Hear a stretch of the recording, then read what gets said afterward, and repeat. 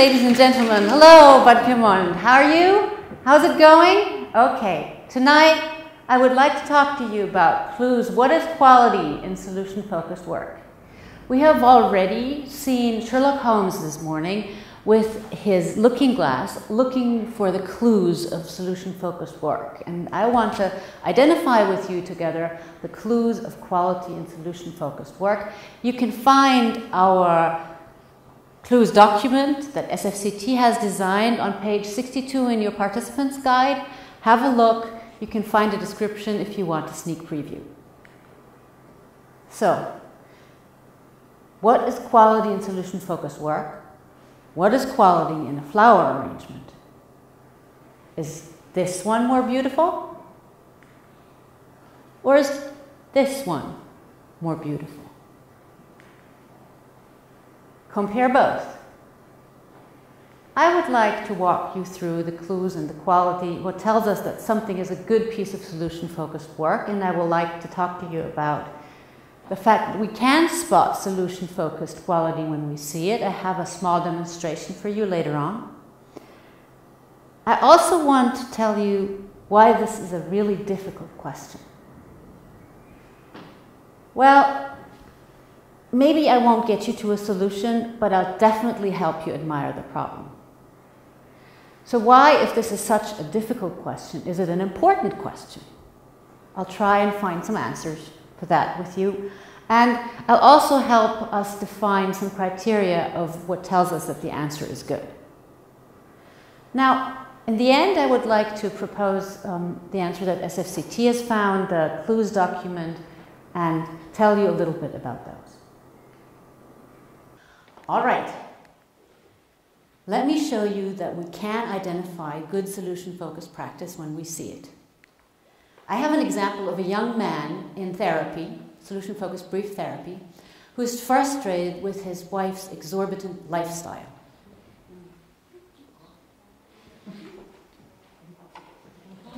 Hi, Ken. Thanks for coming in today. I hope you didn't have any problems finding your way here. No, the directions were quite clear. Good. Well, Ken, I wonder if you can tell me a bit about why you come in today. Well, I don't like my job. It's really causing a lot of stress and causing fights between Barbie and me. Barbie just wants me to quit, but without my income and her exorbitant lifestyle, I can't afford to quit.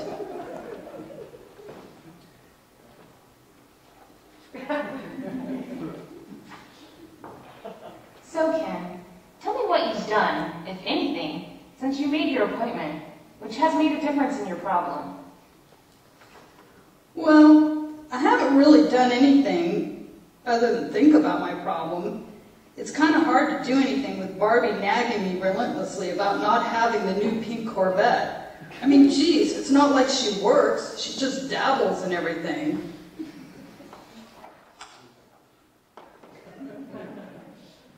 Okay, so on a scale of 1 to 10, where 10 is this is the most elegant piece of solution-focused work that you've ever seen, and 1 is the opposite, think of a number and start humming, please, when you have it.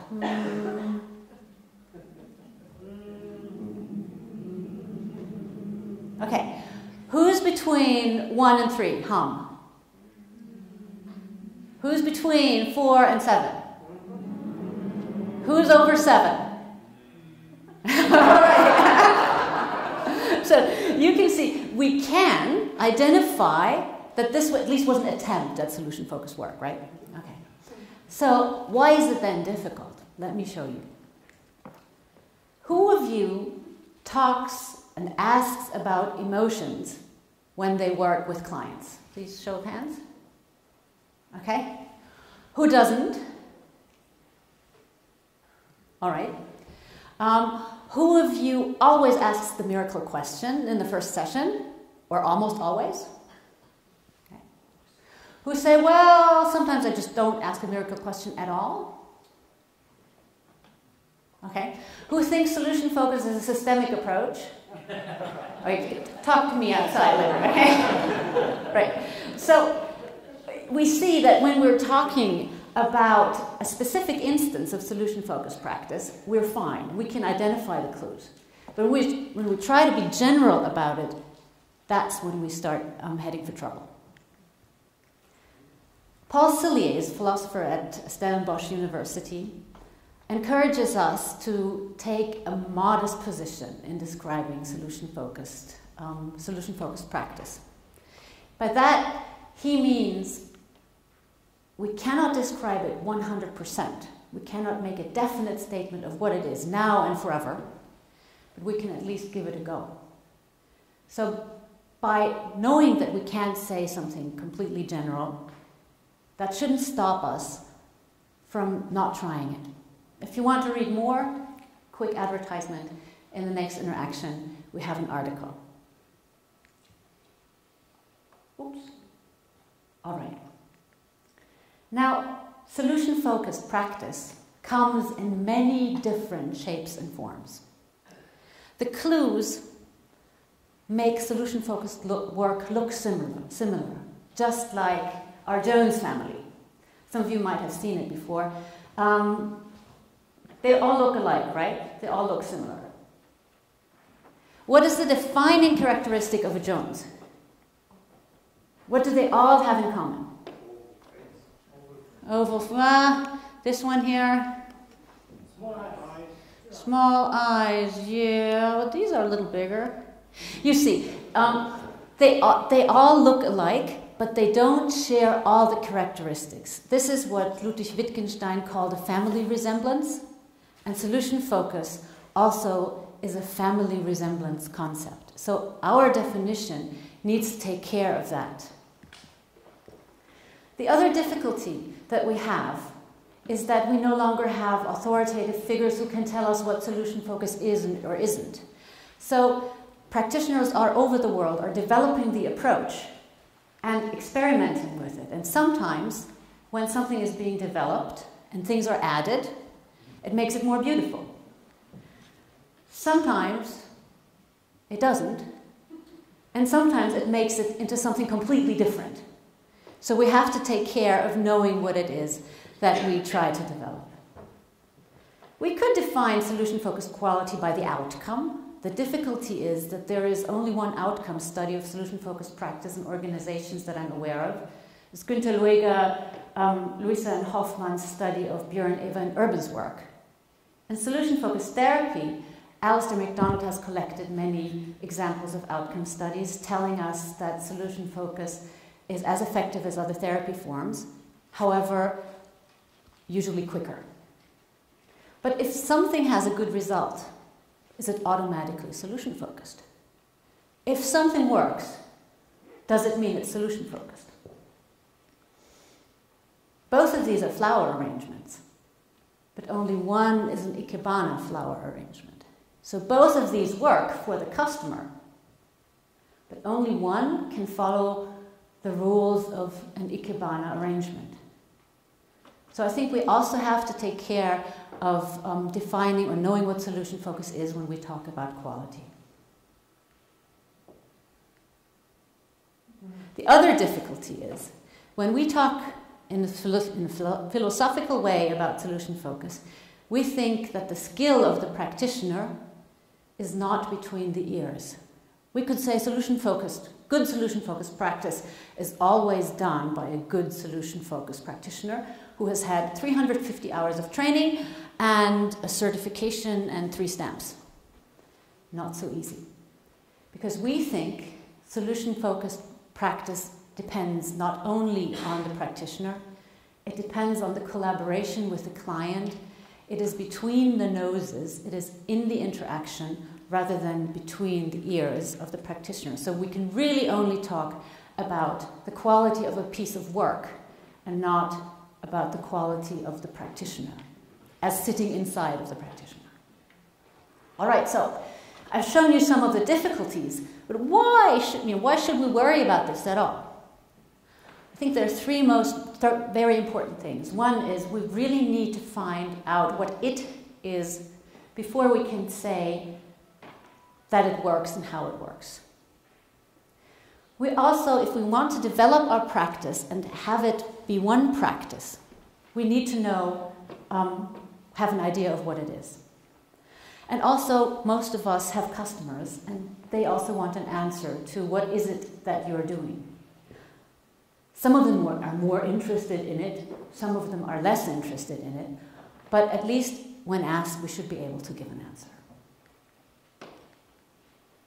So, criteria for a good answer of what is quality and solution-focused practice is a modest position, saying what we can about solution-focused practice while not overstating it, locating the skill, the quality between the noses and not between the ears, and looking at all the clues that tell us that a specific example of solution-focused work is a good example of solution-focused practice.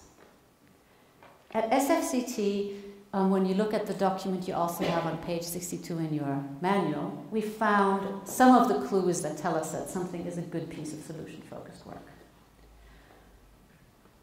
We say there are many ways of noticing that somebody is using the solution-focused approach.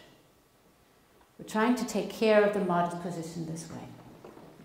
We understand good solution-focused practice as a family resemblance concept, and we know that not all of the clues need to be there for something to be of good quality. That's kind of our way of trying to take care of these characteristics of a good answer.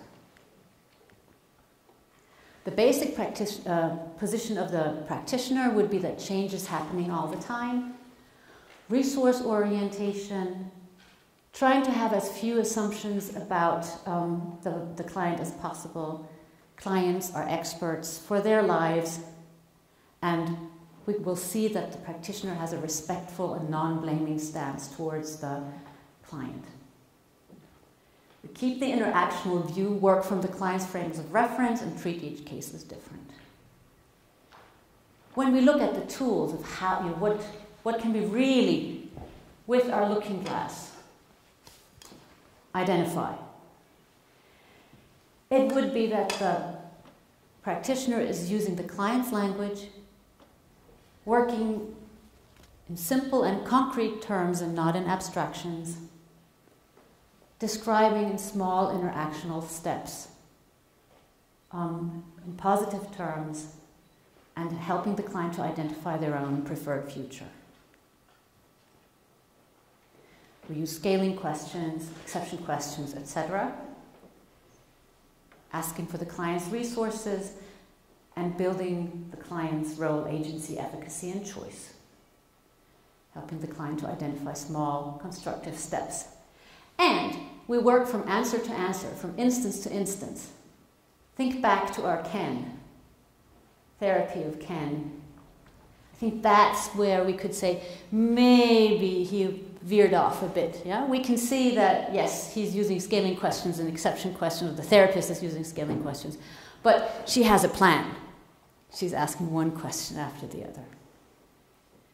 The background and bigger picture that we understand as useful is that the focus, again, is on the interaction, that the work is in people grammar. So when you are a step ahead, who will say what, who will act differently, etc. Now, this all might sound a little bit philosophical, but I think what is very important for us is to learn how to also speak about what we do. Of course, you don't need to have read 3,000 pages of Wittgenstein to be able to be a good solution-focused practitioner and to be able to do good solution-focused work. However, I think knowing what solution-focused practice is and what the clues are prevents you from sticking sunflowers onto ikebana arrangements. Yeah? It helps you explain when something is solution-focused and when it's something that is different, equally beautiful, but just different. And we also expect some reference to Steve DeShazer. Solution-focused ideas are all over the world, and we've all seen and heard them in many different disguises. And I think referencing our sources would be a very good sign of solution-focused work. All right, this is the summary. A modest position between the noses, watching out for clues in solution-focused practice. So I know that you've already started today finding them, and I just wish you a lot of fun looking at good solution-focused pieces of work at this conference, and happy detective work.